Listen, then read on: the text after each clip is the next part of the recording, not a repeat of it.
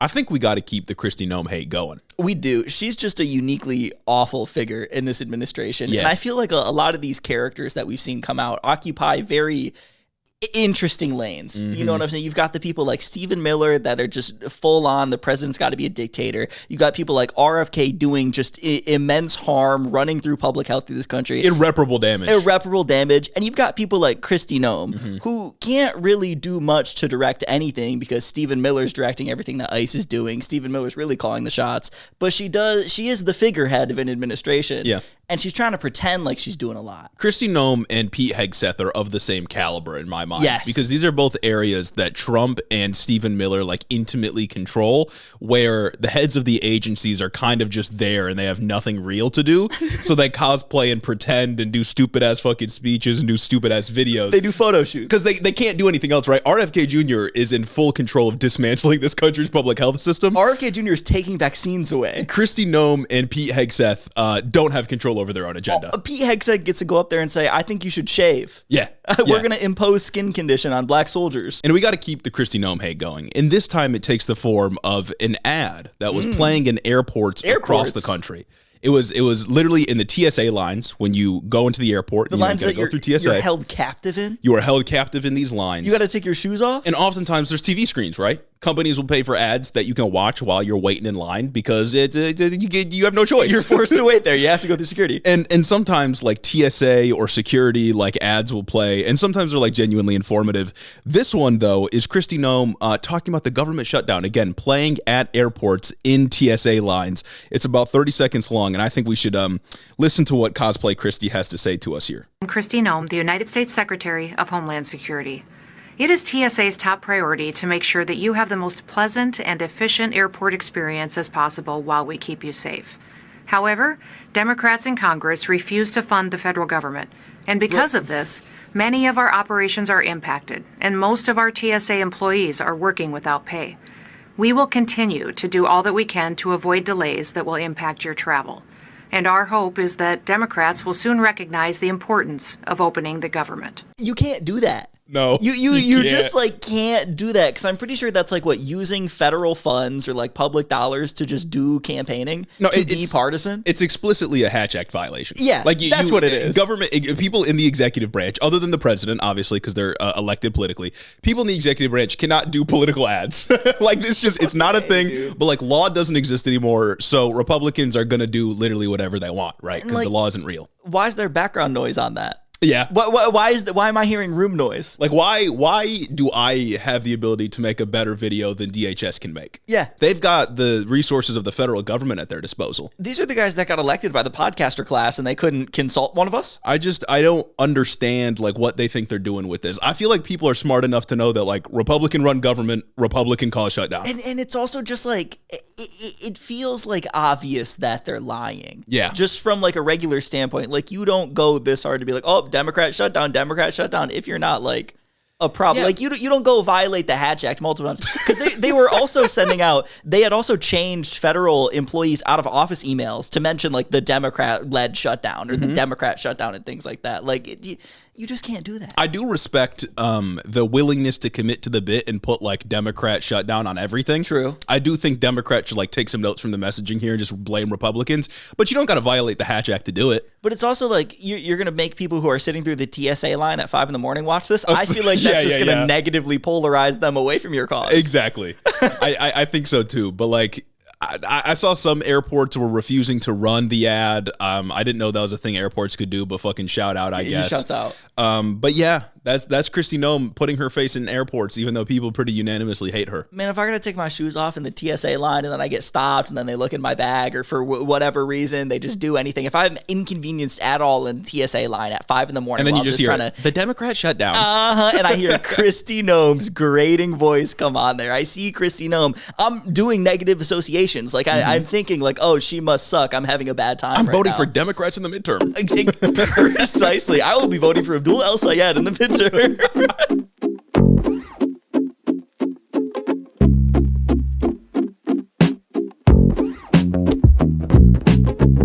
Welcome back to the show, everybody. It is Monday, October 13th, and it's more Hito. It's been another one. It's been another round of news. In some ways, it's the same as what we've been talking about for the last 2 weeks. And in some ways, it's changed a little bit. Yeah, that's a pretty good description of what we're going to get into today. Got to talk about Chicago, got to talk about the budget, and got to talk about Israel. Kind of the last 4 episodes or so Interesting. have been exactly this agenda. But before we get into it, I'll remind you all, for one of the last times, maybe the last time that matters, it could be. we're going to be at the Michigan Sociological Association conference this Saturday. There's still time to get tickets.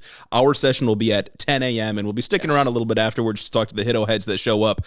Talking about the politics of fear. I highly encourage you to show up. Yes, it's about $35 to get in. We didn't set the price, they did, and it makes you a member of the Sociological Association for like a year after that. Pretty cool. Yeah, and we'll be hanging out. We'll be hanging. We'll be chilling. So come chill with your boys and enrich your mind. Yeah, no, I think it'll be a good turnout, and I hope all of you are considering going. It's in the great city of Detroit. Yes. Wayne State University, so consider pulling up. All my Michiganders pull up, and even my outside of Michiganders, as we've learned, pull up to our other events. Exactly. Fucking Ohio, Indiana, maybe even a Wisconsinite. Shouts out, y'all. Wisconsinite's pretty far away, but hey, consider it. That's down in the description, the link if you want to come and see us on the 18th. This upcoming Saturday. I'll also remind you all, I'll beg, I'll plead, become a patron. Come on. We need you more than ever. More than ever right now. Guys, like I said, mainstream media failed. The CNNs, the MSNBCs, the MS Nows, those of the world aren't doing good.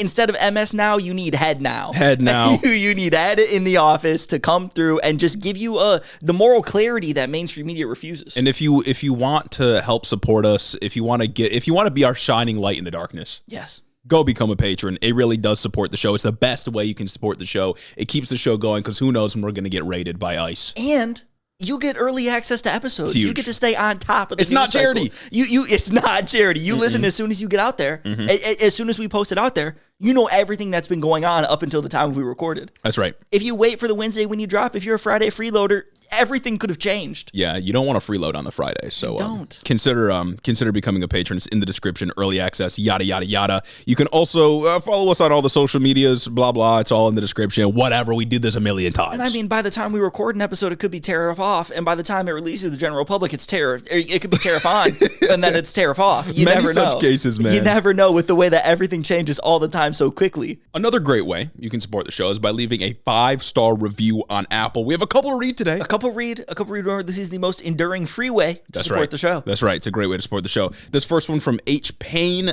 just a heart as the subject. As a relatively new listener, I can confidently say this is now my go-to geopolitical podcast / tertiary news source. Hell yeah. These boys provide such great insight into the current series of unfortunate events and bring a sense of balanced humor I can't find anywhere else. I genuinely look forward to listening to their thoughts each week. As always, I condemn all forms of political violence and look forward to the next episode. Keep it up, guys. This next review from Wisco Eric. Come and take my Tylenol. Hamas, political violence, Wisconsin GOP buying out school boards through their WisRed initiative. Consider it all condemned, and that all sounds condemnable if you ask me. I've only been listening for about 107 days, and I feel like I haven't had enough time to soak in all the important takes of these fellow Midwest white boys. Thank you for making me feel sane despite my ADHD and my MAGA parents who are still convinced I'm the one being brainwashed, despite them literally being treaded on and doing nothing after flying the dumb snake flag for years. Keep doing this important work as I keep spreading the gospel of Hito. Model review.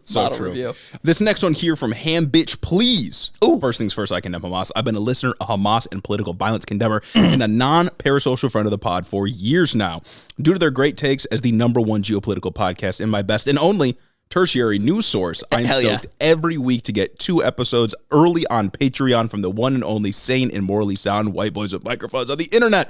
Big on this. But if I'm such an ardent supporter of these handsome boys, why has this review taken years to write, you may ask? And I'm asking. Well, I have been busy with my work on the ground, dating the men of Denver derogatory, and in the process spreading the Hito gospel. I have opened the eyes of not 1, not 2, but 3 men thus far to the reality that good things are good and bad things are bad. Let's go. And that's on community organizing and meeting the people where they're at. More converts and resulting 5-star reviews to come. Oh, I'm glad to know that the men of Denver are being not radicalized, but normalized. Yeah, There's no radicalization done by this podcast or anyone that listens. And in any way that someone has claimed that, it's only been in the proverbial sense. This is an NSPM7 compliant show. Does this mean the men of Denver have started listening to Hito? Is that what this means? Oh. That's important. We're spreading. We're spreading around here. This next review by Moonlight Melody. Hittohead from war-torn Portland. Oh no, I'm praying for you out there. Yeah. My favorite tertiary news source and #1 geopolitical podcast. Faithful listener for about 2 months now, and hopefully can sub to the Patreon soon. Huge on hopefully. Mm-hmm. I haven't listened to the latest Wednesday episode yet, but knowing y'all are going to cover Portland, I thought I'd mention my personal experiences. The last week, we've dealt with so many Blackhawks circling the city, and what the fuck?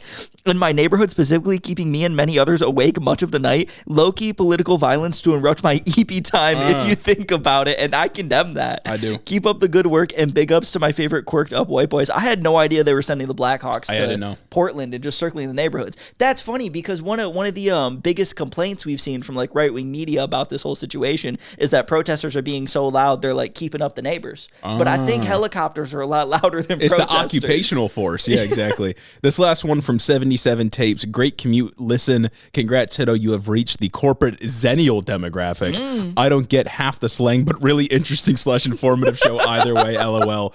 And you not understanding the slang will unfortunately persist as we get into the episode here today. Yes. Can't help you with that one, brother. Just got to catch on somehow. Starting with some Chicago news. Yeah, we'll start with Chicago. We got to start with Chicago. Chicago under siege. Chicago is under siege. Things are not much better from where we left it last Thursday. Yeah, it kind of sucks. Yeah. So Chicago still embroiled in the ICE raids and anti-ICE protests. There's been a couple of positive developments, though, that we should mention. Recently, the 7th Circuit Court of Appeals upheld a lower court's ruling that blocked the Trump administration from deploying the National Guard into Chicago. This ruling allows the troops that are federalized to remain where they are in Illinois, but it prevents them being deployed into the city the same way they were with Los Angeles. Yeah, so they can't walk around with ICE agents protecting them from whatever they need to be protected from. And like, quite frankly, National Guard troops have not been doing like anything anyways. Like they've been doing like lawn care and picking up trash and stuff. Not to say that the deployment is good, but it's like meaningless. No, yeah, it's crazy because they talk a huge game, and I never want them to actually be able to like act on anything that they're saying, but they're acting like they're acting on it, and there's such a clear and obvious mismatch. I mean, in DC, we had National Guard troops running around with like high-vis vests picking up trash off the road, which is like cool. Yeah, the National Guard would like stand around an ICE agent as they like beat up an undocumented immigrant in LA. Yeah, the not cool part. And then in DC, they would like stand outside for a photo op with their like armored cars. Yeah, and that's about all they would crash into civilian vehicles, and then walk around with their guns because they needed to be more scary. Yeah, so not great, but thankfully they have been blocked from being deployed into Chicago. So now do they just have to sit at whatever hotel they got put in? Yeah, or parking garage maybe. Or parking like in LA. It is with no pay. I think it's the Texas troops too. I'm pretty sure those are the ones that were federalized and sent to Illinois. So yeah, they just got to like chill. Which is so funny too, because it's like red states volunteering their troops to be treated shittily. Mm-hmm. It's like, we'll send you to the parking garage in a state you're not from during a shutdown when you'll get no pay. And the ruling is it feels like so fence sitting to me, because the rationale is like they can stay federalized while this works its way through the courts, but they're not allowed to be deployed. But like, you don't federalize them to not deploy them. Yeah, federalizing for fun. Yeah, just because. Nonsense. I just want to tell them what to do. In some more good news, there's been more and more Democrats coming out in defense of Chicago and in defense of those being brutalized by ICE. Most recently, Senators Dick Durbin and Tammy Duckworth, both Illinois senators, spoke outside of an ICE facility, the Broadview facility, with protesters in support of these protests. Good to see. Good to see. Glad some people are trying to lock in and help. Yeah. Need more of this. In some not so great news, protests are becoming increasingly more hostile and dangerous. 15, not the protesters themselves, but like being at a protest has become more dangerous. 15 people were arrested this past Saturday as police and protesters clashed. Is it police and protesters, or is it like ICE and protesters? I believe the protesters are obviously like protesting ICE, and sometimes ICE is there, but the ones making arrests are police officers. It's so confusing. Specifically because this happened because police were trying to enforce a curfew. Oh, okay. That makes sense. That's what this mass arresting event was. And first of all, this happened in Broadview, right, where this facility is that everybody's been protesting. There's a Democratic mayor of Broadview. Why are we imposing a curfew? Why are we imposing a Democratic mayor who agrees that ICE is going like way over what they should, brutalizing people, doing these terrible things? Why are we imposing a curfew on protesters? Is everybody really just drawing the line at things being too loud outside? I guess so. What's going on? Like Brandon Johnson using his power as he should in the city of Chicago, and then right outside of Chicago in Broadview, the mayor using their power badly. Using their power to do half measures. Like, why are you not out protesting with them? Everybody just wants to go halfway, and that's a common theme in this episode, man. Yeah, It's exactly. crazy. There is a video. This one's what got me, right? Because we keep talking about how we keep talking about how these federal troops are in these cities for photo shoots. Yeah. Right. And a part of it's like, I'm glad they're not like shooting people, right? I don't want like a Kent State or something like that. But at the same time, it's sort of bad because they're doing like fascist aesthetics basically and trying to get their photo shoots in. There was a video of a CBP boat going down the Chicago River. Bro, what's the point? Why do we have a gunboat on the Chicago River? Armored guards, right? They're wearing camouflage or they're wearing their military greens or whatever the fuck they wear. This is only for getting a video. Like, this is just for like aura farming or whatever. Bro, immigrants are not swimming through the Chicago River to get to the other side of Chicago. The Chicago River is a tourist attraction. It turns green in March. Like, why are you doing this? They dye the river green for St. Patrick's Day. I don't think anything crazy is going on at the Chicago River. Like, I don't like. It is purely for fascist aesthetics. They just want the photo shoot. They thought it would look cool if CBP was on a boat going down the Chicago River. You can literally see on the banks of the river that again have been made into like a tourist attraction. It's just people sitting there watching because that's what people do on the Chicago River. There's no like drug smuggling or undocumented like crime ring that's happening on the Chicago River. It's genuinely insane. Like, it's so stupid. It's actually crazy, dude. Yeah. Oh my God. It's not only is it fascism in action, obviously, we're sending these highly militarized troops into our nation's cities. It's lame as hell. And it's an extreme waste of taxpayer money. Oh my God, yeah. This is from the party that talks about tax and spend Democrats, all this, blah, blah, blah. We can't spend any amount of money to give anybody healthcare anywhere. In fact, we have to kick people off healthcare. In fact, we have to kick people off SNAP. We have to kick people off any government quote unquote entitlement. But we can spend an unlimited amount of money to do the most aesthetically brutal thing possible in an operation, just to have support for an operation that isn't doing anything. Mm-hmm. Like, it does. Where are all the people who are complaining about all the money that we send to like Ukraine or something like that? Where are all of that? We're spending so much money to have these guys have a boat to drive down the Chicago River and look cool and look tough when no citizen can have anything else. It's so incredibly lame because like the Chicago River is connected to what, Lake Michigan? Yeah. Or is there like a drug smuggling ring from Canada down through Lake Michigan into Chicago? No, like it's not a real thing. It's complete fucking nonsense. It's like, does the Chicago River flow through Chicago? Like yeah, it flows into the city. Yeah. So it's like you're just driving down a river that bisects the city you're already occupied. And it's like if you're on this boat, right? You're a CBP officer on this boat, and you spot what, I don't know, you would profile as an undocumented immigrant. You're in the water. What are you gonna do? You can't get. It is purely just to intimidate people and aura farm, and it's not good aura farming because it's fucking lame. Just like the Black Hawk helicopters in Portland, apparently. You can't be a government agent and aura farm because like you already have all the power. Yeah, exactly. There's no aura. Cool. Yeah, it's not cool. You're not the underdog. You're just there to occupy a city. Like that's the lamest shit ever. It's actually not cool and swag for you to pull up with like big guns and whatever and all these military gear and all this military equipment to like raid an apartment building and then zip tie kids. Yeah. There's not a whole lot of aura latent in that one. Or just sail down the boat so someone can capture vertical video of you. Sail down the boat so that you can call somebody else to do your job. Mm-hmm. Stupid. Hey, I think I saw a guy that looks brown, and I can't tell if he had an accent because I can't hear because I'm on a boat. Yeah, and it's loud as hell. It's so loud down here, and I'm on the river. But I saw a brown guy on what was that, 63rd? Mm-hmm. Maybe, I don't know. Stupid, man. Just to get all fully kitted up with those helmets and the glasses, face mask, of course. Face mask, so you can't be identified. Are they wearing the like? Oh God, what are like the rainbow ones? You like the Oakleys? They're definitely the Oakleys. You know, at least they look like that. Yeah, but it's stupid. Anyways, that's Chicago. Bad. Yeah. Couple of good things. Over in Portland, after like the frog happened, more people have just started wearing like animal suits like that and then showing up to the protest. Why? What the hell? Why not?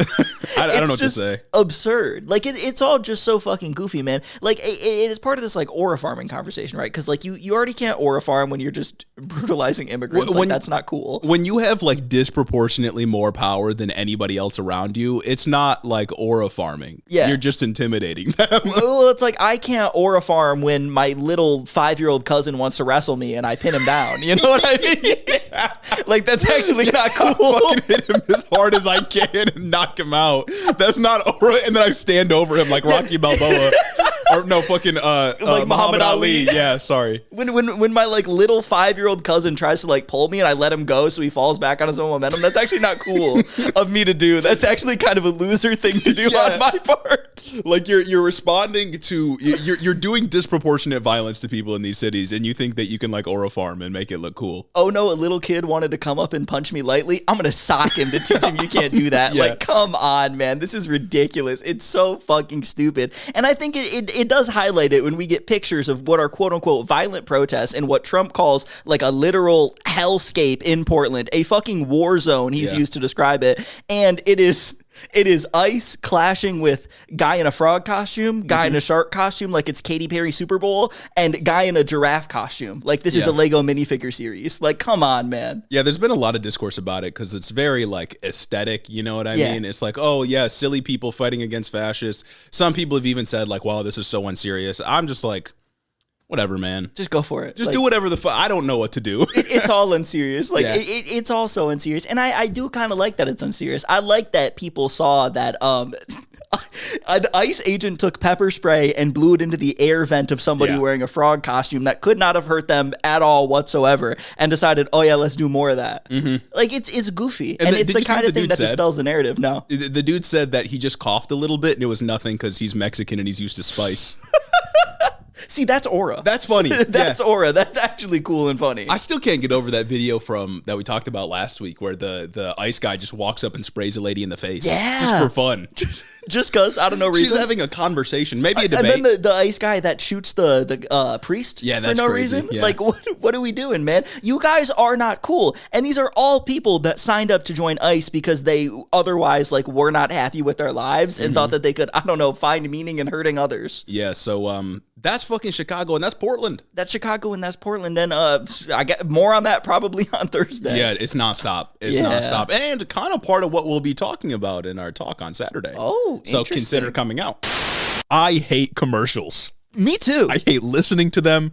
I hate when I hear them, whether it's on TV or on podcasts. Grr, I just can't stand commercials. They're the worst. And the one place you can go to avoid commercials, like this one you're listening to right now, is patreon.com/headintheofficepod. Become a patron and you get early access to our episodes, and they're all completely commercial free. No more interruptions. And you could be one of our friends. And that's arguably the more important point. And, you know, in trying times like this, friendship is what we really need. Friendship's really important. And you can buy your way into being a friend of ours by heading over to patreon.com/headintheofficepod. Again, early access to episodes, no commercials, access to all of our content before anyone else sees it.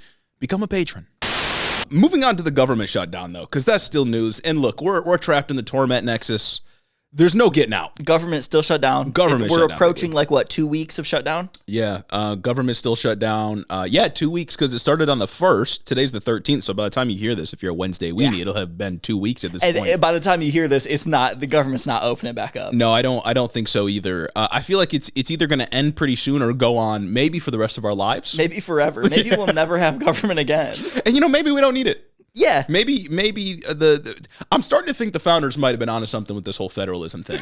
Because, like, it's kind of cool that not everything is gone. Well, yeah, no, that is really true, actually. And it's kind of like how at the beginning of the administration, we talked about, like, oh, my God, I got to be a law and order defender. I got to be a Constitution defender after just kind of, like, low-key shitting on the thing during Biden's whole term and saying that Biden should do more. No, usually we only engage with states' rights in terms of Republicans wanting to be able to control a smaller amount of government to take rights away from minorities. But now it's, like, kind of working out. Yeah, no, it's kind of working out. Although I will say Hitler also ran into the issue of, like, different levels of power, and he eventually overcame that too in the Weimar Republic. So it's not like impervious. Yeah. But it's cool that it's not all falling apart at once. Yeah, but like we're not there yet. You know what I mean? That's why it's like we can talk about the aesthetics of the ice boat on the Chicago River, because like we're not there when it's like actually really bad yet. It's just so crazy. The Chicago River is such a beautiful place, man. And just to fucking do fascist aura farming on it is like, lame.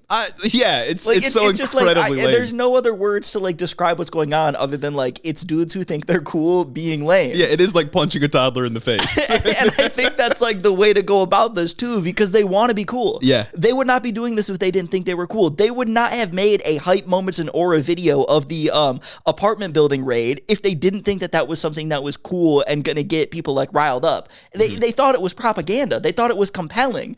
It's just lame. Well, all the aura farming edits that I see that I find like cool is when like an underdog is going up against a much stronger opponent, or like it's like Demon Gojo. Slayer or Andor, or Gojo, something like that. But this is just like you're the bad guy. Exactly. You're the bad evil. guy, and you just have no aura, man. Yeah. It's fundamentally absurd, and it's lame. And these are people you should call lame because they desperately want to be seen as cool, And they're not. and they're not. And never let them think they are. Speaking of people that are not cool, we got to talk about the sort of the reasons the shutdown is happening, and that's the Trump administration. Yeah. Fundamentally, it's the Trump administration's fault. Like we said, we're at about 2 weeks now. People are about to start missing paychecks if they haven't already, but not everybody. Oh, Because we found some money in the budget to pay some people. and how did they find money in the budget? I thought that was the thing. I thought like finding money in the budget. It's already considering like I passed my civics class and I do about Can this they podcast. do this? and I like think about government sometimes, and I know like some elements of procedure. It doesn't seem like the way that things are set up, you can just like find money. Nope. Is every dollar not appropriated? Congress has the power of the purse. They appropriate and decide where the money is going to be spent. But they found the money. Where'd we find the money? Trump and Hegseth recently announced that they're moving $8 billion from military R&D to paying the troops on the 15th, which is this upcoming Wednesday. The framing, of course, is that the Democrats were going to let the troops go unpaid. But Mike Johnson is the one who would be forcing the government or the military to go unpaid because he doesn't want to vote on the bill. Yeah, no, it's actually, once again, Republicans being disingenuous. Surprise, surprise. Yeah. I'm so shocked. But it's like right here, they're trying to say Democrats don't want the military paid when it is explicitly like Mike Johnson who is forcing this to even be this unconstitutional matter to like actually like go through, because lawmakers on both sides of the aisle, I'm not a huge both sides guy, but I think it's important here, Democrats and Republicans have been trying to get Mike Johnson to advance a standalone bill that would just pay the troops. Yeah. It would allow us to pay the troops with whatever money would be appropriated, blah, blah, blah, get them their money, even though it's like everybody should be paid. It's kind of a virtue signal. This is all a virtue signal. Like it's all an annoying virtue signal, but I understand the politics at play here. Postal workers doing something more immediately important and Exactly. not getting paid for it. Absolutely right now. These guys, it's hot in Imagine- Missouri for some reason right now. Imagine if your parcels didn't arrive.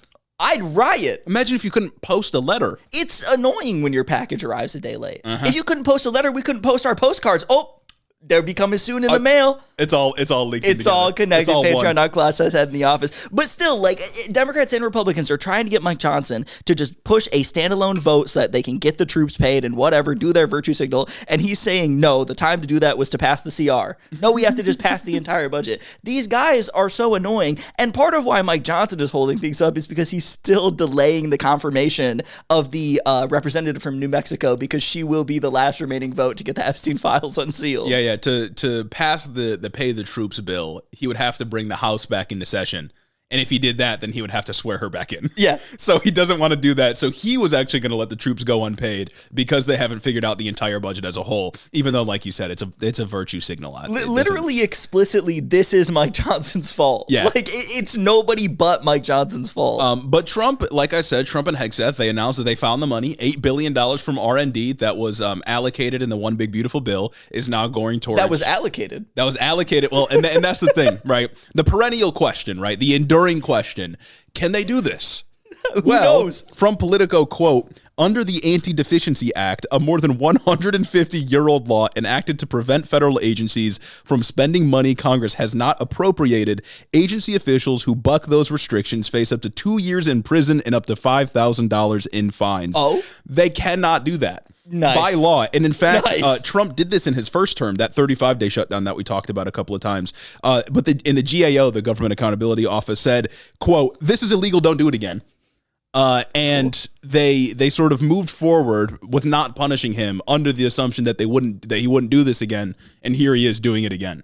Interesting. Yeah. I wonder what's going to happen. Although it's interesting because now that we're in a post, the Supreme Court saying that the president can literally do whatever he wants if it's in a official capacity ruling, there is no way to hold Trump accountable for this. Yeah. But if Pete Hegseth is a part of it, maybe we could, I guess, get his ass fined. It feels like an Al Capone on tax evasion kind of thing. Yeah. You know what I mean? Because like the $5,000 fine, that doesn't mean anything. It does, yeah. But 2 years in prison for Pete Hegseth, I mean, that's crazy. I'll take what I can get. But I wonder if he would fall on him or if it's just Trump can just take the entire blame for it all. Yeah, and just get away with it. That's probably what's going to happen. A similar situation is happening with... Which it is crazy that, like, Trump could just do that and just explicitly violate this thing where, like, the only, like, recourse otherwise would be to either put you in prison or fine you $5,000. Yeah. And the Supreme Court said, no, he can. Yeah. It's an official capacity. Like, he can just do an illegal thing. And it doesn't matter. Yeah, no, that ruling has always been insane, right? Yeah. Because, like, not to be like a corny liberal in this time, but like the country was founded on bucking monarchy, right? But if we have an executive that can do literally whatever they want, and as long as they say it's presidential, they can't be criminalized or persecuted for it at all, then like there's no guardrail on power at all. Yeah. Like there's nothing you can do to hold leaders accountable, or at least the main leader accountable, and that's bad. Because it's like when something's like illegal, right? Like you have that pressure of like punishment to like not do it, and like getting punished or getting thrown in the court system, being found out that something was illegal. There's a system there. There's something that happens where you either won't do the thing, or if you do the thing, things will be reversed, and we are trying to attempt to go back to whatever status quo that there was before that was unharmed. You can't like do that during something like this. Yeah, man. If Trump just does this literally explicitly illegally, like it just is. He can just do. Thomas Hobbes said, "Covenant without the sword is but words, man. It doesn't matter. You got to be able to enforce it. If there's no punishment associated, then like why would he ever follow the rules?" Especially when last week we covered, oh God, I forgot what we covered because they just, once again, can he do that? Can he do that? Could have been anything. It could have been anything, but a Trump administration official, like Axios reported, they said, we'll try in court. Who cares? Like, why not? Because they can just try in court. Who cares? Why not? They can waste all these taxpayer dollars. They can burn all the taxes that I spent last year sending a goddamn ICE agent on a boat on the Chicago River, or they can burn all my tax dollars I spent last year paying a solicitor general to go argue some bullshit thing in front of the court. Like it's just nothing is real anymore. Well, your money might be going to Israel. Oh, true.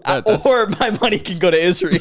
those you got a couple of options. Yeah, no, like it doesn't in our system where Congress, the people that we elect directly, decide where the money goes, right? Congress has the power of the purse. It makes no sense that the government could just like change where the money goes. Yeah. And like it explicitly can't. Like that's not allowed, but of course law doesn't exist. They can't just move money like that. They can't just move the bag like that, man. And I guess like what? The only check you have on the president is impeachment? But I guess not gonna happen. I guess the founders just failed to consider that like you can't impeach a guy when he's got the entire party captured. Like, come on. A similar situation is happening with WIC. That's the food program for women, infants, and children. WIC was set up to run out of funding pretty quickly, as we talked about 2, 3, 4 episodes ago, a million episodes ago, who fucking knows. But the Trump administration announced last week that they will use tariff revenue to cover the costs of WIC during the shutdown. And now again, the question comes back, can they do this? And we have a quote here from CNN. This has got to be at least less legally dubious than just taking budget items, right? Well, here's the quote. The tariff money goes into a general fund managed by the Treasury Department, but the fund and all tariff revenue flowing into it is essentially frozen until a bill is passed to fund the government. Congress and Trump could get around that by passing a measure designating the tariff revenue for a specific use. Essentially, any money that comes into the government, Civics 101 right here, any money that comes into the government, Congress has to allocate. There's no sovereign wealth fund. It's not a thing in the United States. Money has to be allocated. It has to be designated for specific purposes. The executive cannot just decide, I'm going to use this money for this, because that's not how it works in the Constitution. Congress also just like doesn't matter if they don't have control of the money. Exactly. Like if the president can just pick and choose where all the money goes whenever in any instance, then Congress really doesn't matter other than like, I guess, writing a law every once in a while. Because like genuinely, what is the difference between tariff money allocated or tariff money brought into the government and tax money brought into the government? Yeah. Tariffs are just a tax on imports. So like what is the difference between the two, legally, I mean. And if Trump can just like allocate tariff revenue however he wants, why wouldn't he just be able to do that with tax revenue? And that's probably an argument they'll try out in court. Oh, absolutely. And I can't wait for there to be new groundbreaking precedent that completely changes how the presidency functions. Yeah. It'll be amazing to see Clarence Thomas try and argue his way into this one. Yeah, yeah. Now, you might be wondering, so we just went over two examples of things that could have gone really poorly. The Trump administration sort of averted the disaster, right? WIC running out of funding genuinely would have been absolutely terrible. Trump in the past made sure that, I think he did a similar thing with SNAP. He did a similar thing with like the national parks the first time around. At least the troops get back pay. Yeah. Struggling women, infants, and children wouldn't get that money back. They'd just be shit on their benefits. Yeah, and a lot of people rely on this, right? Yeah. Like month by month they rely on this, and any prolonged loss of benefits would have been catastrophically bad. And so we see the Trump administration sort of averting disaster here. The strategy is sort of mind-boggling to me, because if Russ Vought and the Trump administration broadly really wanted to dismantle the federal government, they could do it instantaneously. Yeah. But they're not doing it. There's something hanging them up, because they said mass firings are coming. Well, no, actually not really. No one's going to get paid. Well, actually, we found the money to pay some people. We're just going to let these programs sink. Well, actually, no, we found the money to make these programs continue to function. And it's kind of like, if you want to end democracy, if that's your goal, why aren't you just doing it? Like, I'm wondering what the hang up here is. It feels like all balls and no dick.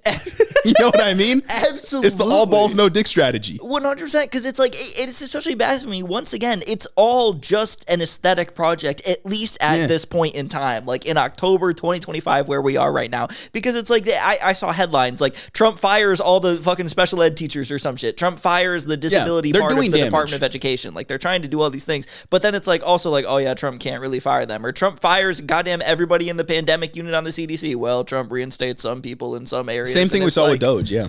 What is going on? Like, it's like, do they just want these headlines that say that they're doing bad things?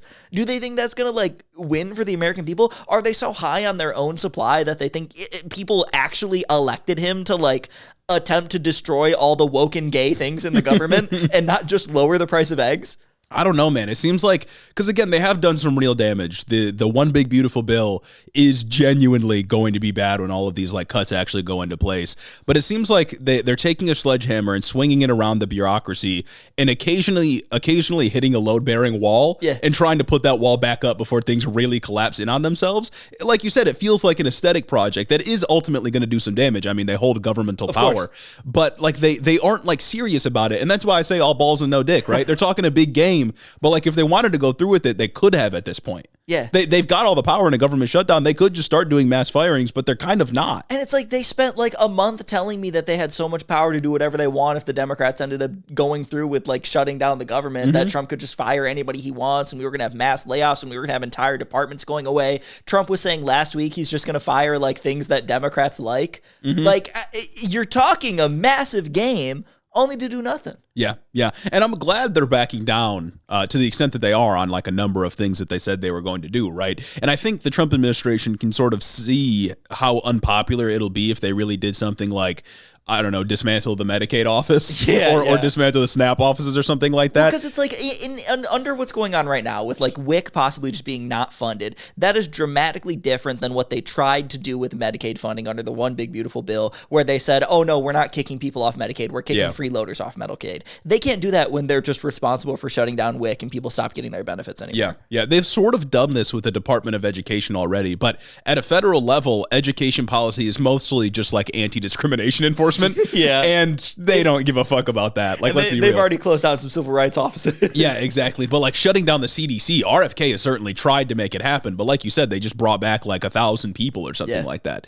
Like, again, it feels like all balls and no dick. Yeah. Like they're just like endlessly posturing, saying they're going to do bad things, and then ultimately either backing down or just showcasing some amount of trepidation. And to me, that just tells me that like the Democratic strategy is working here. And I'll be 100% honest. I thought just making this shutdown about healthcare was not enough. Seems like it fucking is. No, yeah, and I'll give them their flowers for that. And, I was just wrong. It's working. Like, people do believe it. No matter what they do, no matter how much they put Kristi Noem in front of me at the airport, no matter how much they change out of office emails, it's very clear that Trump controls every single lever of government right now.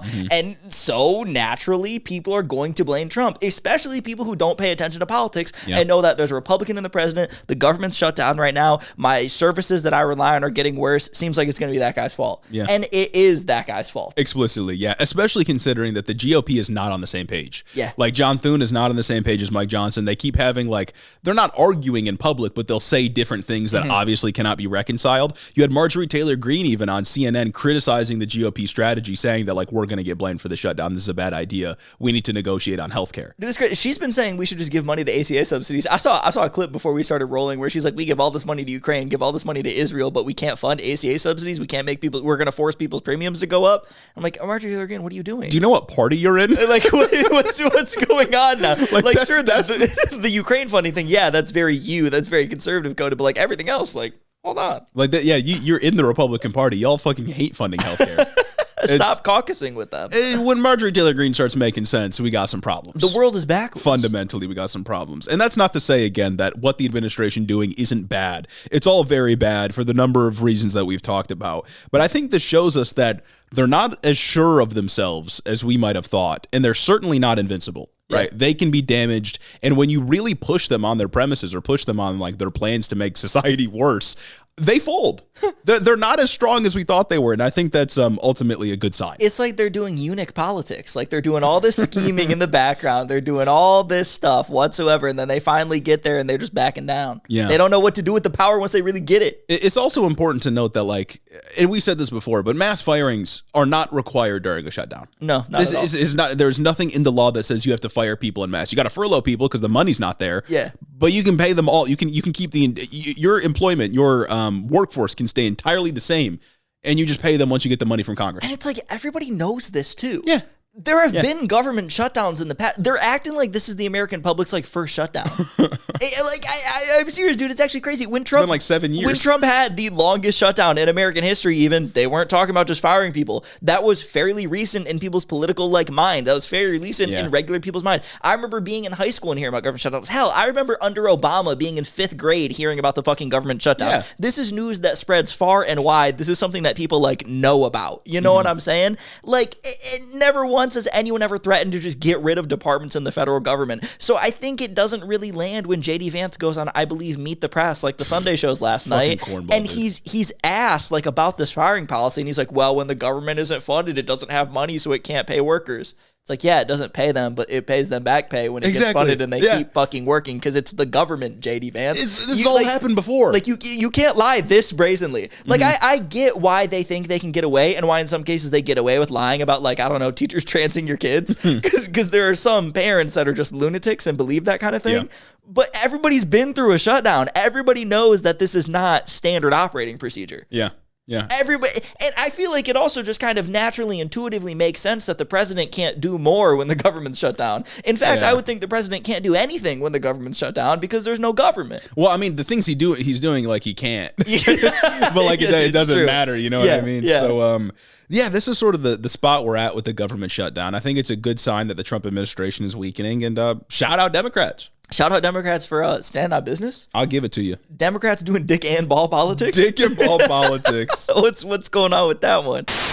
We interrupt this episode of Head in the Office to remind you to stay warm. Yeah, remind you that it's getting cold outside and I'm a little chilly. I wish I had a new hoodie I could wear. A new comfortable hoodie in a green like money colorway or even a gray colorway. And maybe my head is cold. Maybe I need something to make my head warm. Exactly. Like a beanie. And on top of all of that, maybe I want to support my favorite podcast, the #1 geopolitical podcast, #1 domestic politics podcast, #1 election podcast. Maybe I want to support them and get all the stuff that we've talked about. And you can do that if you head over to headintheoffice.com and get in on our merch. It's pretty good. And, if you want it to last, it's all embroidered.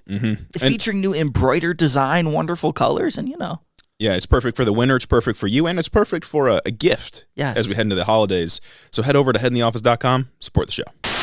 Going global, like we so often do on this podcast, remember the #1 geopolitics podcast covering American and geopolitics and local and state and any other layer of politics. Everything you can podcast, think of, really, everything you can think of, really. We got to talk about Gaza and the Gaza ceasefire because it's here. It's happening. Like man. it's actively like happening right now. Like fire stopped, I believe, at the very least. I want to believe that after Thursday and after things were signed on Friday, like there hasn't been any bad shit that popped off. Yeah. And as of now, like on Monday, I believe all 20 remaining hostages have been released. And Israel is actively releasing the 2,000 Palestinian prisoners that they agreed to release. I don't believe that they've released all of them. When I was writing a lot of this on Sunday, it wasn't clear. There wasn't information about when that was going to happen. But when I was just looking things up right before we started, I had seen that about 1,900 prisoners were released according to PBS. But these numbers are kind of in flux right now. Yeah. And Hamas is waiting to release the bodies of the other hostages at a later date, I imagine, once every swap is complete. I do want to take a minute to talk about the Palestinian prisoners that are being released. From CBS, 1,700 of those people were, quote, seized from Gaza during the war and held without charge. That sounds like a hostage. That sounds like a hostage. That sounds like what a hostage is to me, but I'm glad they're back home. I'm glad they got released. That's insane. Well, it's not a hostage if an American ally does it.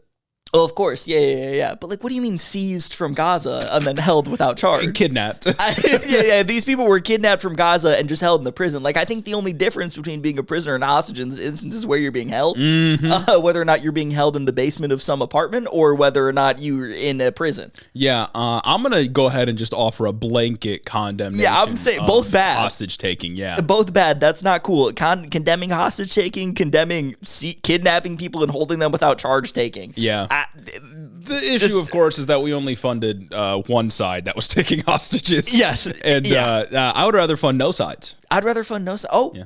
Both sides are bad? Oh, no sides are good.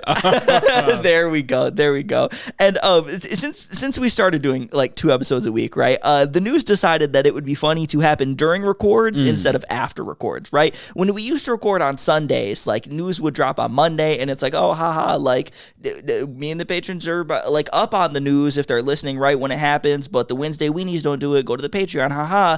But now we're just all behind.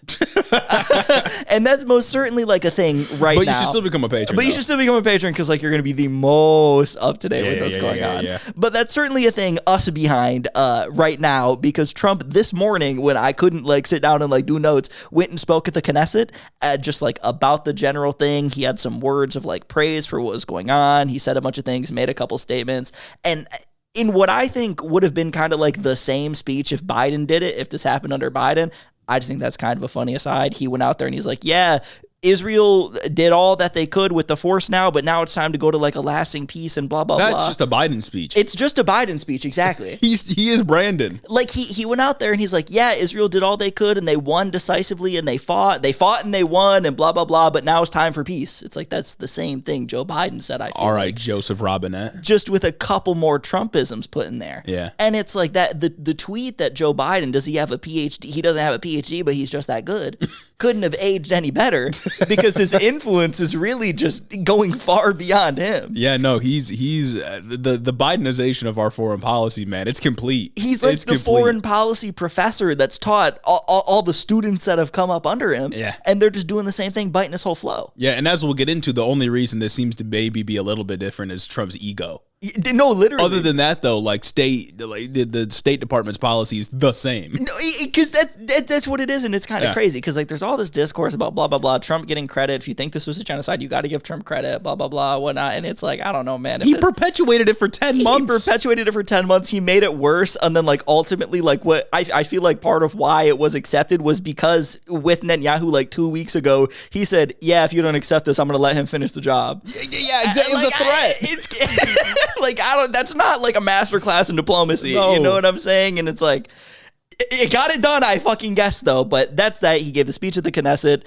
there's not much that happened in the little stuff that I did see. And as we record right now, he's in Egypt, like delivering remarks to a bunch of like Middle East leaders and big like geopolitic global leaders about just a lasting peace and creating peace in the region and like a new vision for the Middle East and whatnot. Yeah. And people seem to be on board. Hopefully that goes well. Hopefully he doesn't do anything crazy. This has the stated goal of, quote, to end the war in the Gaza Strip, enhance efforts to achieve peace and stability in the Middle East, and usher in a new era of regional security and stability. Yeah. Another thing I saw from the Knesset speech is that he extended like an olive branch to Iran.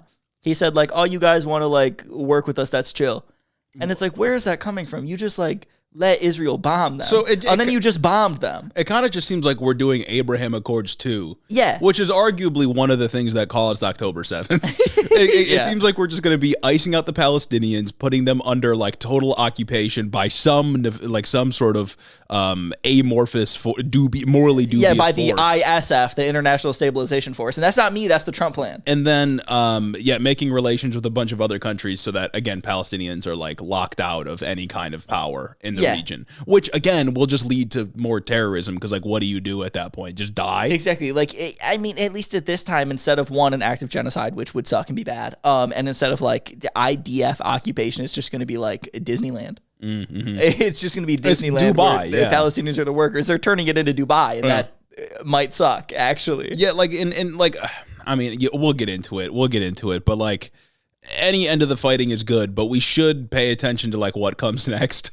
And even if people aren't being actively genocided, they'll probably be marginalized to the point of like slavery. Exactly. And it's like, I want to make it clear, like, I don't want to do anything that would like minimize the feelings of Palestinians right now who have gone out in the streets and like celebrated because they're not being actively genocided anymore. That's obviously good that they're not being active genocide. And I'm glad that they finally feel a moment of like relief and can get out there and celebrate. I saw a video of a guy returning to his home in northern Gaza to see that it was still standing and like crying. Like, yeah, that's good. It is good that we negotiated an end to it is good that we got an end to this whatever is going on. Unless by the time you hear this, Israel has violated the ceasefire, which they've done every other time. Which is kind of the point that I'm getting into next. Okay. Like, while I'm happy for the people there, I'm glad this is over. I feel like this is incredibly shaky. I feel like this ceasefire deal is negotiated on incredibly shaky grounds, and it's not just me saying that.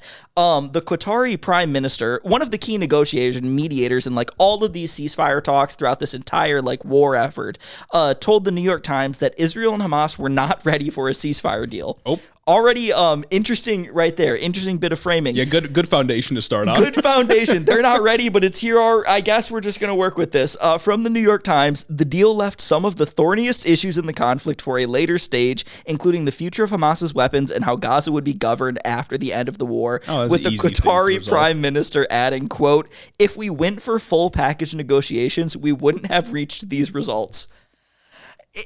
Well, that sort of tells you everything you need to know. That's kind of where I'm at with this. Yeah. Like, what do you mean this isn't where things would have... Obviously, this isn't where things would have ended up because there were a lot of sticking points. But, like, this doesn't feel like when you negotiate, nobody's happy kind of situation. This feels like things are pretty shaky because this guy wanted to get a last-ditch effort to get a Nobel Peace Prize. This guy being Trump. Yeah, and I want to note, like, Israel has been terrible. Like, obviously, they've been trying to perpetuate a genocide, trying to expel all the Palestinians or just straight up kill all of them.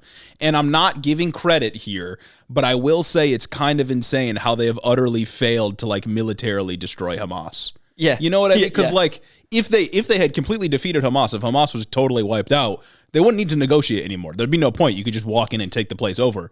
But instead, you still have to negotiate for whatever this is going to end up being. And it kind of just goes to show you that, like, they kind of sucked at what they were trying to do. Yeah. Like, their stated purpose, right? What they said they were trying to do was get rid of Hamas, and they didn't do it. Well, it's like us in Afghanistan, like in the U.S. and their various interventions in the Middle East too. It's like, oh, you didn't do the thing. Big bad army comes in and doesn't do the thing against like guerrilla war. Caused a ton of destruction. Yeah, like, did not accomplish the one thing you said you were trying to do for no reason. For no reason. Yeah, exactly. just exactly. for no reason. And in some cases, you lied about what got you in there. I digress. Yeah. Whatever. But what this reminds me of is the 3-phase ceasefire deal that happened at the beginning of the year that Israel broke. This is the one that led to the months-long like starvation campaign that eventually led to the GHF and the worsening conditions, then everybody being like, oh, maybe this is bad, and then Democrats finally being like, maybe we should do something. I'm not going to vote on it. And then Mallory McMorrow saying, I don't care what you call it. Exactly. Exactly. It reminds me of that deal. And if you don't remember, the first phase of that deal involved a hostage release and was supposed to transition into more talks to iron out the details of releasing even more hostages and working towards a, quote, lasting peace. And the third phase would be that lasting peace. After Israel got as many hostages back as they could, they broke the ceasefire and did not negotiate because they did not want to negotiate with Hamas about the terms that were still left to be negotiated out. Yeah. They just wanted to do the deal, get their people back, and then keep doing the genocide in Gaza. Yeah. This feels almost exactly like that. Yeah, this one's a bit more, there seems to be a bit more like substantial details for the later stages. Of course. Like they've published what is supposed to be like the points at which the IDF retreats to. Apparently, like you said, there's supposed to be like this international ISF force that comes in and like governs Gaza in the intermediate term. But even if it all goes according to plan, to me, it just seems like Gaza will be under like an infinite, unending stewardship that they will never be a part of governing. Of like course. the people of Gaza will not be able to govern themselves. And that's like the best case scenario. Yeah, no, exactly. Out of like what we have here. And the Statehood's not on the table. It's vaguely on the table with no defined markers when they're ever going to get there. But Israel directly, explicitly opposes that. Well, Netanyahu directly, explicitly opposes that. So it's like, are they ever going to allow that to happen? There are vague terms that would that you have to get before you even allow Palestinian statehood. But that's one thing. I think the difference between this and the earlier ceasefire that we saw that makes me more confident that the fighting will stop is this little tidbit. Axios reported that Trump is giving his personal assurance that Israel won't break the ceasefire. And I think that does mean something. And the only reason I think that he's being truthful in those assurances is because of his ego. Oh, yeah. I think bro is like incredibly hurt that he didn't get the Nobel Peace Prize, even though doing this explicitly to get the Nobel Peace Prize. And he would not let Bibi undermine him like in this moment when he's trying so hard to be this pro-peace guy. They're saying they've ended 8 wars in 8 months. Untrue, by the way. What war did you end? I think he's trying to take credit for the little scuffle between Pakistan and India too. Yeah. He's like, oh, we ended that. We had guys go over there and talk to them, and they stopped doing it. And it's like, it kind of had nothing to do with you. Yeah. Like, I feel like this is the thing that like has the most to do with you, but still you put a gun to their head and said, okay, accept these terms. Yeah, exactly. That's not very pro-peace. And they're doing the peace through strength thing. They're doing but I don't think Trump would let Bibi undermine him, especially because Trump doesn't like Bibi. And Trump has been reportedly getting like very upset with the things that he's done and very upset with him and not happy with him striking, was it Qatar? Yeah. Yeah. What did he say anything about Qatar? No, he said some shit about Iran. Like they don't know what the fuck they're doing. That was a Trump quote, by the way. Yeah, exactly. That's what it was. But I don't know that he said anything about Qatar at all. I think we were. I think I was mixing it up with Iran. Okay. Yeah, I think we were just like we did. I genuinely don't remember if any like State Department people had anything to say about them striking one of our allies. Man, that's the most important ally in the region for negotiations. Yeah, but clearly, right now. Yeah. Trump also said that Marco Rubio was going down as like the greatest Secretary of State ever, or something like that. Shortest Secretary of State ever. By physical height, I mean. Precisely. No, dude, like you said at the beginning, there are some people saying that like if you genuinely think this is a genocide, then you got to give Trump some flowers here. And I sort of see where people are coming from, right? An end to any violence is a good thing. Yeah. But like Trump doesn't give a fuck about Palestinians. He's sort of just like fell into this solution because, like you said, he's got a big ego and wants the Nobel Peace Prize. He's been talking about using the Gaza Strip as like a real estate investment. Yeah. He uses the term Palestinian as a slur. He doesn't care about what happens after this as long as he can plausibly say he ended the war. And we don't even know if that's what's going to happen. Yeah. And it's like, sure, did we get to a good thing because of maybe selfish reasons? Possibly. Like, I don't know if like at this point, like, it's complicated to talk about, right? Because like 8 months later, say Kamala Harris won the 2024 election, fucking if only, you know what I'm saying? I don't think 8 months in she would have stopped this. I don't know what would have happened considering like where the Democrats were, right? Because part of why we've gotten to the place that we've gotten with public opinion on Gaza is because Trump has allowed Netanyahu to do so much worse. Yeah. Trump has allowed Netanyahu to get away with so many things. Not to say that Joe Biden was doing a good job at stopping him, but I think it's more so the implicit pressure that Joe Biden and the Democrats, being more reasonable actors, put on Netanyahu to stop him from doing the craziest things completely went out the window when Trump won. I don't even know. I mean, yeah, I guess so. Like things that like the starvation campaign. Because like I don't think we get the starvation campaign under a Democrat, possibly, and I don't think we get the GHF under a Democrat. Yeah, maybe not. It's or kind the of, GHF ends sooner. It's kind of hard to say. But so like, it's like the genocide just gets longer. My feeling is just that like this could have ended with a phone call like a day after October 7th. Oh, absolutely. Like Joe Biden could have been like, hey, dog, I'm cutting off arms if you keep doing this bullshit. Like you got what you wanted. You got revenge, proportional strike, whatever. You're not going to keep killing people in mass. This has to stop. Like I feel like he could have just said that, especially because like if Trump is just acting selfishly because he wants the Nobel Peace Prize, then that just shows that the answer all along could have been like, hey, dog, you have to stop or I'm cutting shit off. Well, exactly. Like if what this is because Trump is like, no, I'm sick of you. You're ruining my image. People think this is happening because of me and I'm trying to get like a win for my own ego with this. Joe Biden could have stopped this when he actually put a red line on invading southern Gaza. Like once again, it kind of just all goes back to just like everybody sucks. And now you gotta like low-key kind of maybe give it to Trump for this. Oh yeah, no, this is like, even if this falls apart later on, or even if this like this goes through and like Gaza's sort of put into a stewardship, like I said, they're not like governed by themselves. There's no self-determination.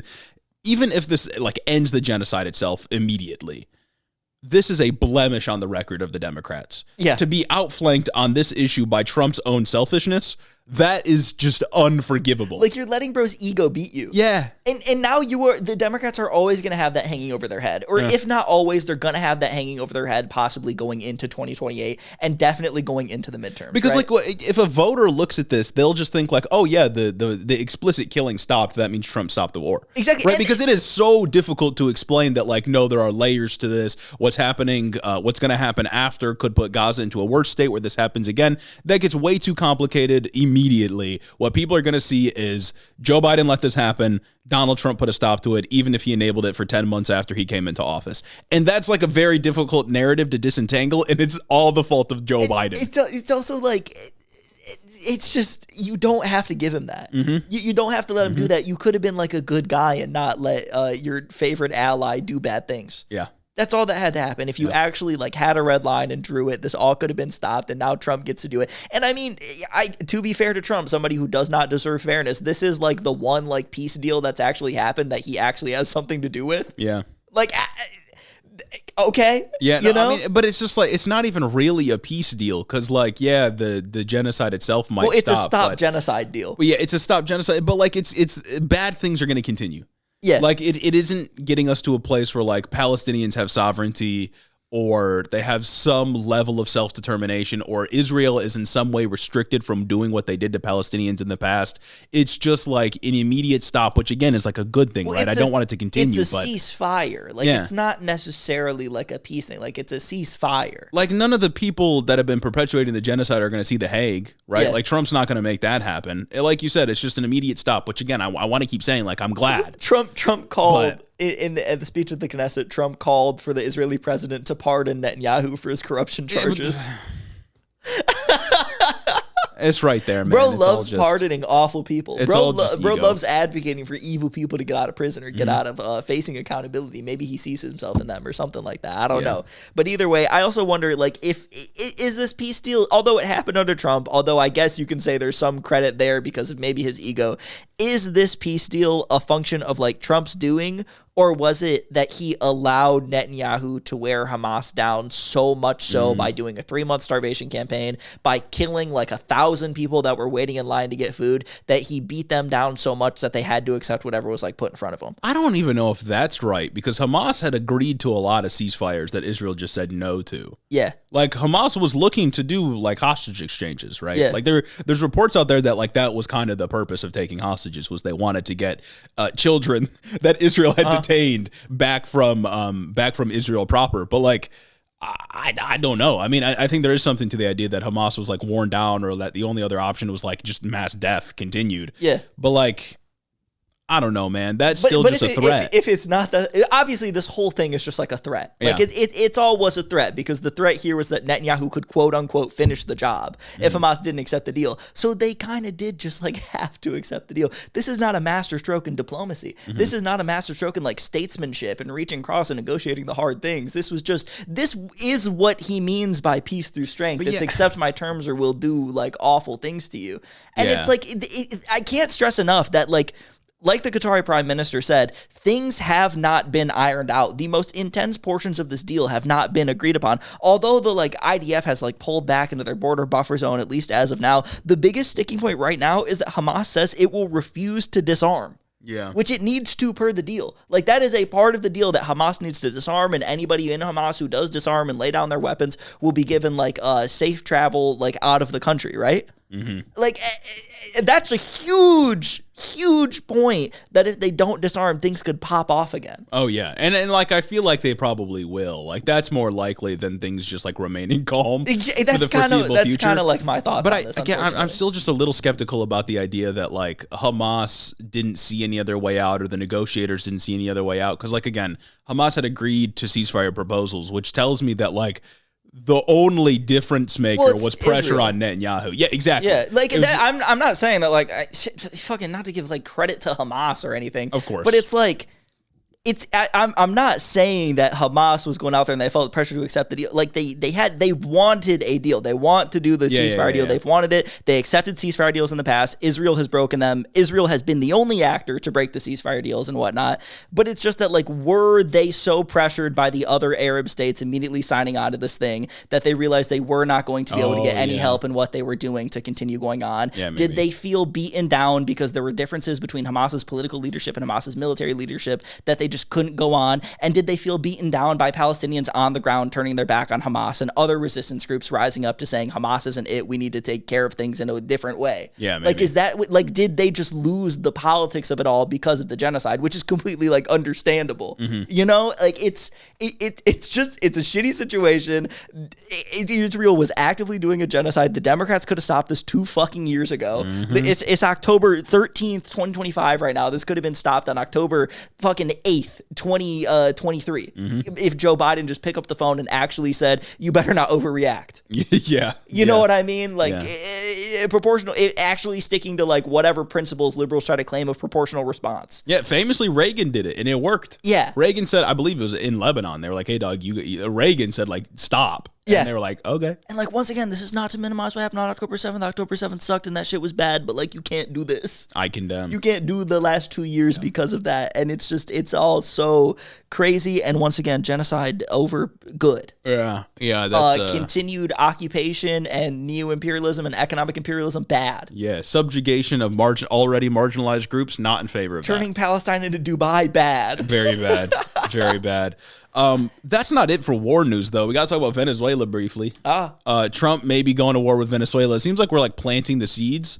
Yeah, I know we put Navy ships out in there. Yeah, that was a couple of weeks ago. We've been killing civilians that we claim are from Venezuela in boats in like the Caribbean. Last week, the Maduro government said they like foiled a bomb plot that was like a false flag at like a government building or something like that. Yeah, no, shit's crazy. It seems like two freaks are having a freak off. Okay, word. And I don't know what's going to happen. Well, because what was like the Nobel Peace Prize thing? Like, did the Nobel Peace Prize go to the Venezuelan opposition leader? Yeah, Venezuelan opposition leader. And then she called up Trump and she's like, I dedicate this to you. You should have got this, sir, blah, blah, blah. When Trump first said that the person who won it called him and said he should have got it, I was like, there's no fucking way he's lying.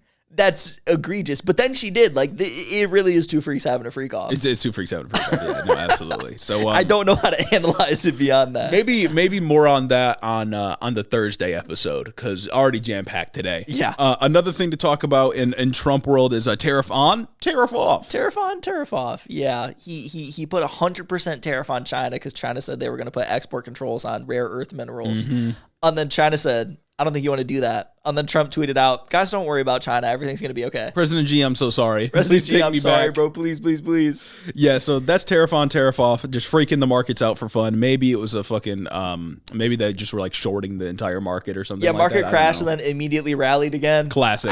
Who knows, Well, man? because it's not real. It's just a slot machine. Exactly. So It seems like every time the market crashes because Trump announces tariff moves, it's just time for you to buy.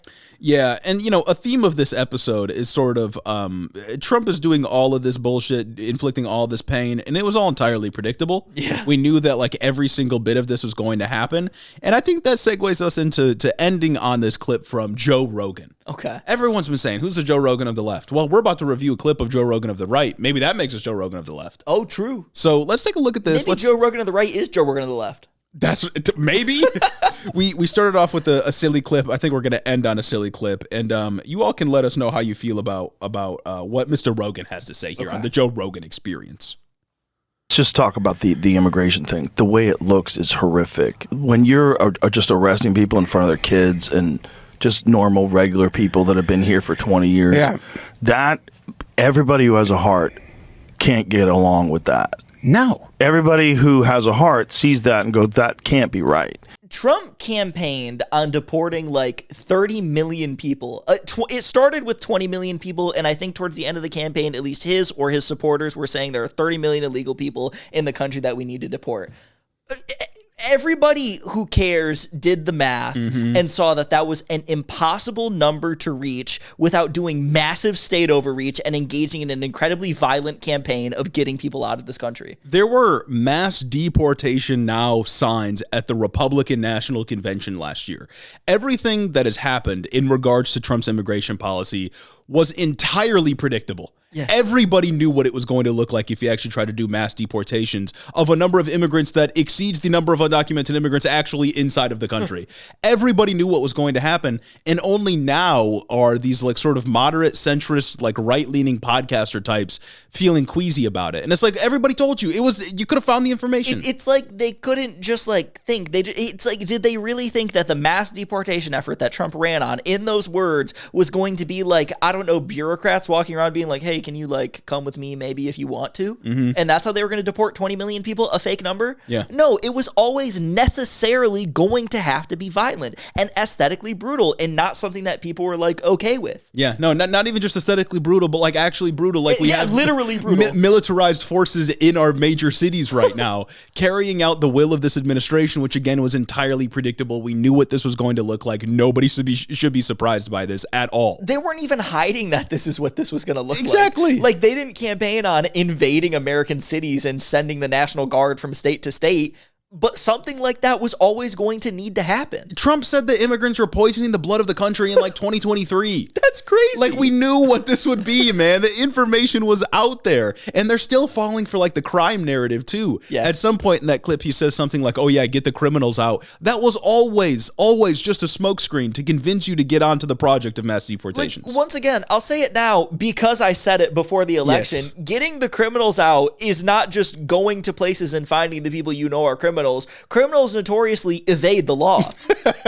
Criminals notoriously are hard to find and hard to get to, especially if you don't know who they are and don't know what crimes they committed. Yeah. They were always going to go for the day laborers. They were always going to go for the people who were showing up to their regularly scheduled immigration check-in. Yeah. They were always going to be arresting people who were showing up to their immigration hearings. Yeah. Like, criminals notoriously hard to find. And we always said it would look like shit like Zero Dark 30 on an apartment building in a city. Yeah. Like that's always what it was going to be, because like you said, criminals are hard to find. Also, there's not 20 million undocumented criminals in this country. And it's just an absurd premise to think that, like, yeah, Joe Biden was just letting, like, murderers run around. Yeah, that was never true. It was never true. Yeah, Joe Biden was just letting fentanyl traffickers and murderers run around the American suburbs and buy homes and buy the home you were going to buy. Actually, an illegal immigrant outbid you. It's incredibly frustrating, and lots of people are getting their dunks in, and I think rightfully so, because it's like it's the Joe Rogan, Andrew Schultz type of guys that are saying like, oh man, I didn't think it would look like this, when it was so obvious it would look like this. And it's just it's really fucking rough that they bit the propaganda and now we all have to deal with it. Yeah. Because like I don't know if Trump would have won without the podcasting class, but I know the podcasting class helped him win. Certainly. And that's a consequence that we all have to deal with. and cities like Chicago and Los Angeles, maybe New York, have to deal with, and that sucks big time. I just don't get why people like Joe Rogan, people like Andrew Schultz think that they can get away with thinking like, I didn't know it was going to be like this when everyone else did. Yeah. The information, it was not hidden. It was not secret. Yeah. I was actually like screaming it. I was trying to get as many people to listen as possible, as were many other people, man. Yeah. God, that sucks so bigly. It does. You know, some consultant is like twiddling their thumbs as soon as they saw that there, and they're like, we can use this. Mm-hmm. Maybe we should invest money in Joe Rogan. Oh my Some God. Democrats like, guys, we need to throw $2 million at Joe Rogan since he's on the left now. You just got to like make the arguments, but like to some extent when it comes to Joe Rogan's, Theo Von's, Andrew Schultz and shit like that, like I know there's a drought of critical thinking, but I think there's just a drought of thinking. Well, they're populist grifters. They're always going to go with like the thing that they think was popular. And mass deportations, unfortunately, were popular. Mm-hmm. Why were they popular? I don't know. Maybe because there was no counter narrative going on. We conceded the framing immediately. Maybe because Democrats were like, yeah, everything but mass deportations is like really cool. And even maybe a little bit of mass deportations is kind of cool. He didn't build the wall. Obama built more of the wall. We're going to build the wall. Wait, guys, Trump says he's going to build the wall, and I know we made it a huge part of our campaign to say that was bad, but Obama built more of the wall, too. We're more serious about this. Like, shut up, man. Yeah, big on that. Shut up. That brings us to the end of this wonderful episode. We thank you again for taking the time to listen and be informed. And before we get out of here, we got to read our Spotify reviews. We do. Which I believe we have a couple of them here. And I noticed there's a bunch of comments about like, oh, early drop on Thursday. That was never accident. happening again. That was an accident. You don't get any for free here. Spotify for Podcasters said, what if I just uploaded it before you told me to?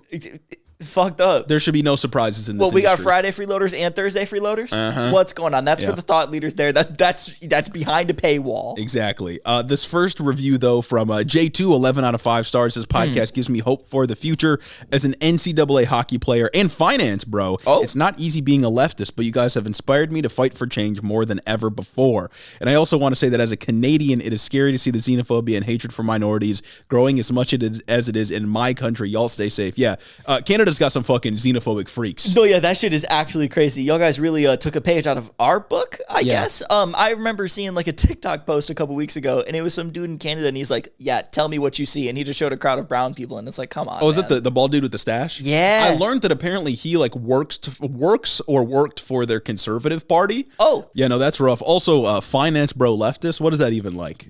What does that look like? Like well, maybe he fucks with personal budgets. You're maybe it's like a microeconomic thing. He's talking about household money. He just loves crunching the numbers. I can't imagine in Excel being a finance bro like for the stock market and thinking like, yeah, this should all be owned communally. You could just work for like a company and just crunch numbers and say we cannot pay you. Spreadsheet demon. Say, hey man, we can't find it in the budget to pay you. Spreadsheet demon over here. Real. This next review from Sid, infinity out of 5 stars. So glad I found you guys. In the constant whirlwind of bad news and bad takes, you two are a shining light. I've been recommending Ken in the Office to all my friends. Of course, I condemn all political violence, especially that which is being enacted by our government and ICE every day. Keep up the good work. Nice. Keep up the good work, ICE and our government. Oh my god. Anyways, thank you for those reviews. Now we have to thank our beautiful patrons. Beautiful, wonderful patrons. Mm-hmm. Patron on, patron off. Hopefully it's patron on. And if you listened on Thursday before you were supposed to, the 128 people, I'm expecting $5. Oh, big on $5. I'm expecting $5. Where my 5 at? Where my 5 at? You stole from me. Mm-hmm. You robbed. You knew you weren't supposed to listen. You were supposed to avert your eyes. This is absurd. But special thanks to the people that actually pay for what they're supposed to get. Shout out to Caden Kraut, Chris the Postman, Christy Beck, Mike Chuflinski, Clayton the Fed, Mark Yeager, Caleb Joy, Rich Toro Tari, Fergalaki, Max Vasquez, Jacob Rogers, Colton Mooberry, Fixer Punk, Jim Egbers, Big Burrito, Cincy Alex, Joe Stenstrom, Adrian Sandoval, Chloe Sam 601, Colleen Cuts, Jennifer DeVoe, Crawfish and Benny Penn III, Alexi Benanti, Big Booty Beatdown, Sam Melody, Ted Cruz's Boy Toy, Dictator Jace, Luke O'Shea, Carker Charleston, Danielle Jackson, The Word of Microsoft, Jennifer Science, Aaron and his Gundam Gundams, Darth Father, Taylor for Content, Corey Chambers, Retro Mondo, Veronica, aka V, Raxon, Ash Smith the Grottler, Murder in a Trenchcoat, Casey Lynn Kelly, AK Gon, Iguana Don, Zach Lantian, Austin Greif, Marcus Corbett, Caleb Roper, Taylor Ransock, Cammy, Tylen Freeman, Isaac Hodges, Madeline C, Anna Valinik, Casey C, Sayas to West, August Particular Pickman, Sir Capalot, Jeff Sines, Brenda's Egg, Froggy Gumdrop, Jackie Boy, Shameless, Coherent Bagels, MJ is Sharp, Michaela Muncie, The Wallace 3000, Chris T, Kashan Lala, Amanda R, Tyler J, Particulon, Memfrez, Rhonda Stiletto, Midwest Marks Texas, Joe the Mailman, Gary from West Michigan, Shawnee GG, Juniper Not Jupiter, Stacked Crabs, I Crowley, Urban Peach, Lord of Forlorn, Holt Forsyth, Booty Snakes, Dew Fairy, Chelceratops, Austin Lima, Lane Waltz, Azim Fitta Hussein, Gorgeous Girl Mukes, Brooklyn G, Noverk the Dastardly, Goldthorn, Addy Buck, Merlin, Cryobangi, Sergeant Pookie, Hoodie, Kim Kitsuragi, Rose Grimm, Kristen, Jamie the Young Extremist, Jack the Heathen, Archer W, Evan Mingo, AJ Torres, Elo Nico, Jake Hall, Seth Schmidt, Noah Sajas, Maja What, Ultra the Dragon, Mercy Boku, Dick Cheney and 6-inch Heels, Luke Wechter, Henry Kraggles, Tristan Ringsmith, Yaya, Asura the Atheist, Aiden Reese, Deep State Agent, Puddle Pirate, Southern Lefties, Lark 61, KC, Cannon Man, Troy H, Mark Muffalo, Nahan San Diego, Nut Mode, Nick from New Haven, Connor Nix, Sound Logic, Sleven. I have never made a woman orgasm. John from Houston, Jordino, Haley Weeble, Pablo Vasquez, Nurse Jen, Soul DJ, Maple Big Dog, CIA Small Creators Fund, Taylor from Burnt Down Minneapolis, Real. Northeast Nick, and Jeremy's mom for supporting out. the show on Patreon. We could not do this without you. Shout out you all. Shout out my cat for interrupting the recording many times Real. today. And tune in next week. Tune in Thursday. Oh, shit. Tune in Friday, Thursday. if that's when you're supposed to tune in. I'm living in the past. Oh, it's ridiculous.